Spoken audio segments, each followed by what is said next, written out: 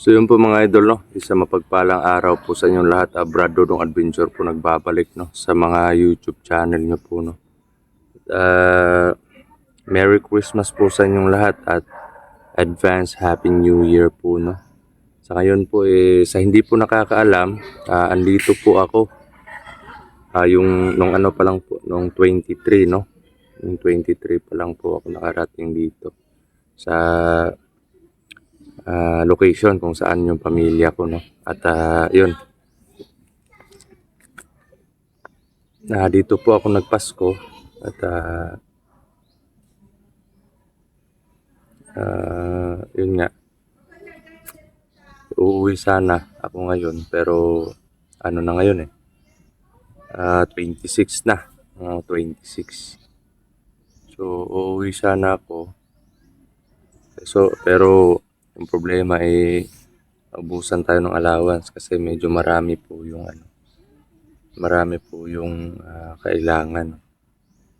Konti lang po yung nabili kong bigas. Kagaya po ngayon wala nang bigas. Pero di bali po, hanapan po natin ang paraan niya. No? So, yun yun mga idol, no? Mamaya po, papakita ko po sa inyo yung pamilya ko, yung sitwasyon nila dito. No? Yun nga,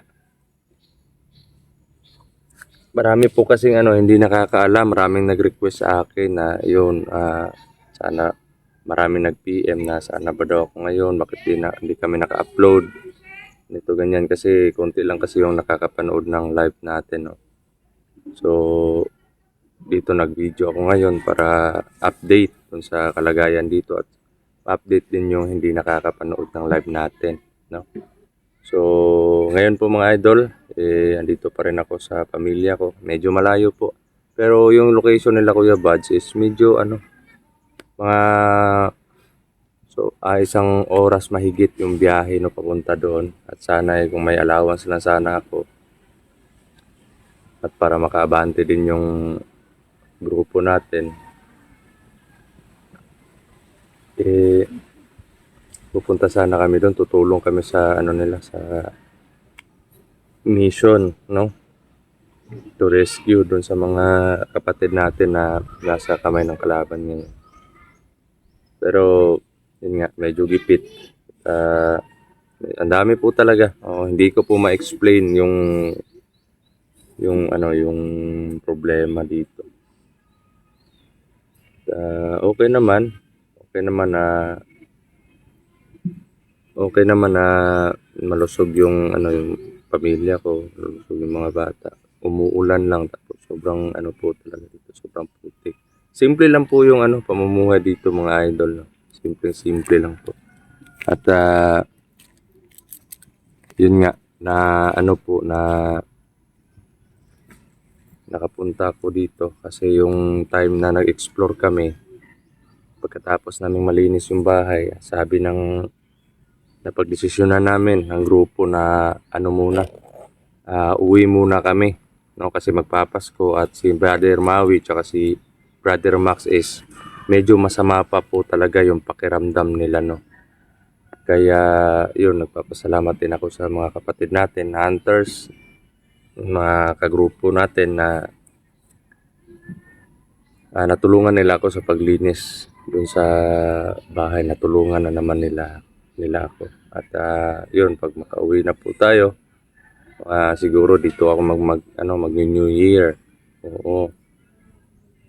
Mga siguro January 2. January 2 pa ako makakauwi. At yun, medyo po dito. Medyo hirap po maghanap dito ng kasi hindi ko pa alam yung mga sideline dito, ganito ganyan. Pero doon sa kabila may alam ako ng mga sideline pero lang yung 2 days lang yung 2 days per week yung 2 days a week yung duty, pero nawala na yun sa akin kumbaga parang nawalan ako ng sideline doon. Kasi hindi ko naman alam na ano na hanggang kailan kami sa exploration during that time na mag-explore kami. Hindi pa namin alam or hindi ko pa alam kung hanggang kailan kami makakauwi, no? So, yun yung nangyari na nakita sila ng bagong mag-ano dun sa sideline, magka-handle. Kaya yun, nawalan ako ng ano ng sideline. Pero okay lang yun.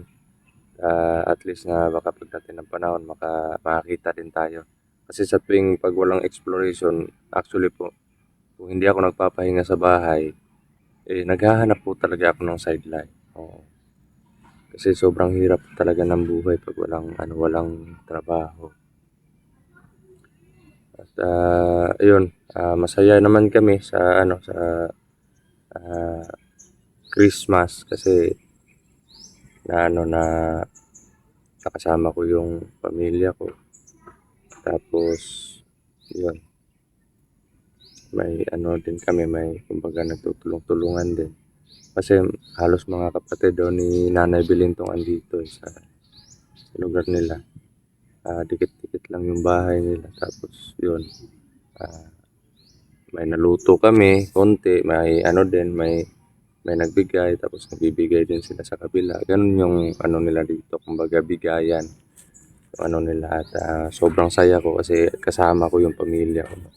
At yun, nakita ko rin sa mukha ng pamilya ko na masayang-masaya sila na andito ako. Kapiling nila sa Pasko. At lalo na nung kasi sabi ng mga bata tsaka ng pamilya ko na kung pwede man daw, kasi minsan lang ako makapunta dito. Kaya kung pwede lang daw na dito muna ako habang hanggang kahit tapusin ko lang daw yung New Year na andito ako. Kasi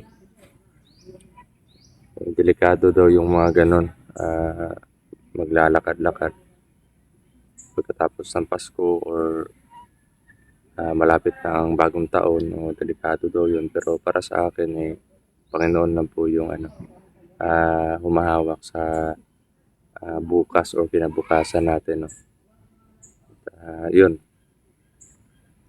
medyo nalungkot sila sa sagot ko, pero kinabukasan na ano sila, sobrang saya nila. Nasabi ko na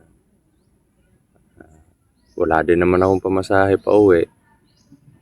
Yun, wala din tayong ano ito, kunti na lang yung bigas natin sa kahapon. Sinabi ko kahapon, maghanap-hanap muna ako ng ano dito, yung pwedeng ma-sidelinean para makabili tayo ng bigas. Kaya sa ano na lang ako sa January 2. O January 2 na lang ako uuwi pag may allowance na or may pamasahe na pauwi. So yun, sobrang saya nila mga idol. At masaya na rin ako na yun nga, sabi nga nila na di bale na maghirap tayo basta sama-sama tayo dito sa New Year. So saya din ako na hanggang ngayon yan dito pa ako sa kanila. At yun, may mga kapatid din si Dairis na pumunta dito. So na-meet ko sila, no. Kaya mabuti po talaga yung pamilya nila. Yun, nag-uunawaan lang. Tapos nakita ko din na mahal na mahal nila yung mga bata, yung mga anak. Kaso nga lang yung dalawa, si Nathan at si John Ryan, gusto talaga maglaro sa putik. Kaya yung mga damit nila, nakaw, sobrang putik. At sinusunod naman ng mami nila sa paglalaba. Dati tinutulungan din ni Ate Princess yung mami niya. Tapos si nanay naghahanda naman na makakain. Ito din. Simple lang talaga yung buhay nila. At yan, ipapasilip ko sa inyo. Pero mamaya, naka front cam tayo, pero ilipat natin sa sa likod na camera mamaya para maturkot ko kayo doon sa ano. Yan, napapasilip ko lang sa inyo mga idol. Yan. Yan po yung ano. Yan po yung bahay. Yan. Yan. Ayan, yan, yan. Yan. Yan, yan. Makikita nyo po yan. Yan po yung bahay. Yan. So, ano lang po siya. Simple lang talaga. Simple lang talaga yung ano. Abuti pa nga sila may ano sila, may sariling bahay. Pero ako may sariling bahay nga ako. Pero hindi ko naman matira-tirahan. Hindi ko naman mauwian kasi sobrang ano din doon. Walang tubig. Walang tubig na mainom. Tapos, walang kuryente. Tapos, sobrang liblib pa na lugar. Tapos, yun nga. May mga ano din, may delikado din doon sa location natin. So, pag dito naman ako, malayo naman ako sa mission. Malayo ako sa mission pag andito ako. Kaya hindi naman pwede na iwanan ko mission natin at kailangan talaga na saka na mag-move forward pag ano na. Kumbaga pag tapos na lahat, tapos na yung mga kalaban, ganon, yung wala nang gulo. Kaya so yun mga idol, no,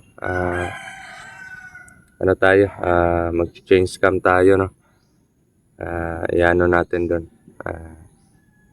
itutur ko po kayo doon sa bahay, no, at para makita nyo po sila Nanay Bilin, yung pamilya ko, mga anak ko, ano, pinatulog ko kasi sobrang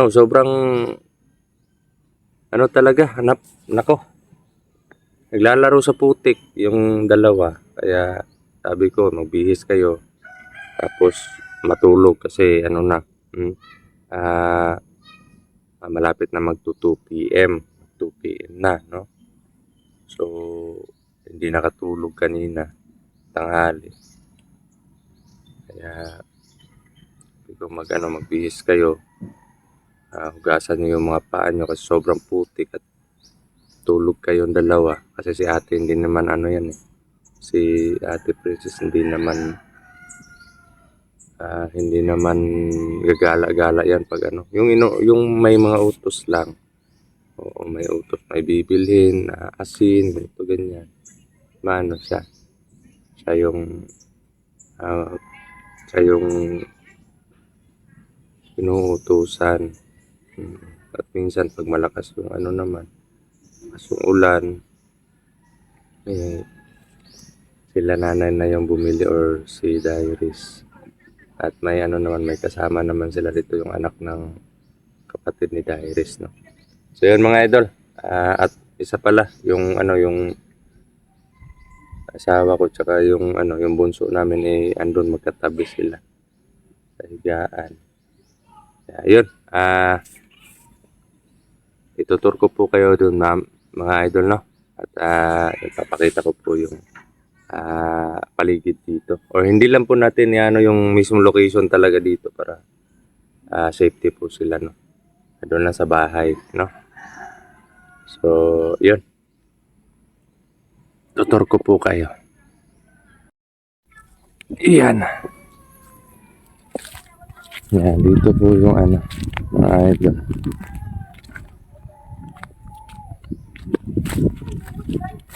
Yan po yung bahay. Pag may may balang araw na may medyo na yung sahod, may sahod na tayo sa YouTube, yan. Yung isang niyog na andun sa likod ng bahay, ibibenta daw yan. Sabi ng may-ari ng lupa, no, ibenta daw yan. At yun nga, plano namin ni nanay na sila yung bibili, kami yung bibili, tapos pag may pag may pera na, may budget, papa chainsaw, oo, tapos ilalagay dito sa likod. Yan. Ilalagay dito sa likod. Yan, pamangkin niya ng asawa ko mga idol. Yan, wala pong ano dito, walang kuryente. Wala po silang kuryente. Ano lang po sa kanila, solar. Dito, yan, pag maano na yan, idudugtong po yan dito. Punta dito yan, dyan lang banda. Dyan sa Maynyogo, yan. Hanggang dyan yung dugtong. Tapos dito, iabante to dito para medyo malaki yung, lumaki naman konti yung kwarto. Yan. Kita niyo naman po yung sitwasyon namin dito, no. Ayan ang pamilya ko, yan. Simple lang po yung ano, pamumuhay nila. Pasok po tayo mga idol, no. Yan. Yan, mga pamangkin to ng asawa ko mga idol. Yan. Dito po sila sa ano, sa loob. Yan. Yan. Yan dyan si kuya, yan. Kuya, yan yan. Tulog ka na. Tulog ka na. Yan, si Tatay Bubong tsaka si Nathan. Yan. Pinatulog ko kasi naglalaro ng putik. Si Mamang wala daw, kung din niya hibig ko din siya. Yan naman. Yan, kapatid yan ng asawa ko. Tapos yung pamangkin niya. Tapos si baby girl andon. Yan. Yan, ano din yan, pamangkin. Dahil mo anak ba? Istorya lang niya. Yan, si Dairis, medyo ano siya, nahihiya. Gabi mo mira, oy. Nahihiya sa camera. Hindi ka nakita eh. Mamang ba? Yan. Ito po yung ano namin Tayo, dito. tay. Tulog ka na kuya. Yan. Yan, parang asot pusa yung dalawa eh. Yan o, si Nathan tsaka si kuya. Lagi na nag-aaway. Yan, si nanay. Yan. Hi, mag-hi ka. Merry Christmas, Nay. Merry Christmas! Ito lang yung simpleng pamumuhay namin dito. Ito naman, kapatid ni Dairis. Yan. Tapos si ate. Saan na yung si ate? Yan, doon si ate. Naglaba. Nag-ano daw siya sa ano. Tinano niya kanina yung hinubad niya na damit kanina. Nilabahan niya daw. Oo. Binaikat lang ni nanay. Natawa na eh. Monta na di ah. Binaikat lang ni nanay. Nya. Di ba na di ba? So, yun mga idol, no? Pag ano na, yun, nag-ano na, umiyak na yung bata. So, yun mga idol, no? Pag ano na po, pag katapos namin dito or makauwi na ako doon sa susunod na taon pa. Pero habang andito pa ako hanap po ako ng paraan, no? Kasi yun, allowance talaga yung problema eh. Para makapunta tayo doon sa ano, sa mga kapatid natin na hunters. Pag may allowance na po, hindi po ako uuwi. Oo, hindi po ako uuwi doon sa ano, sa bahay.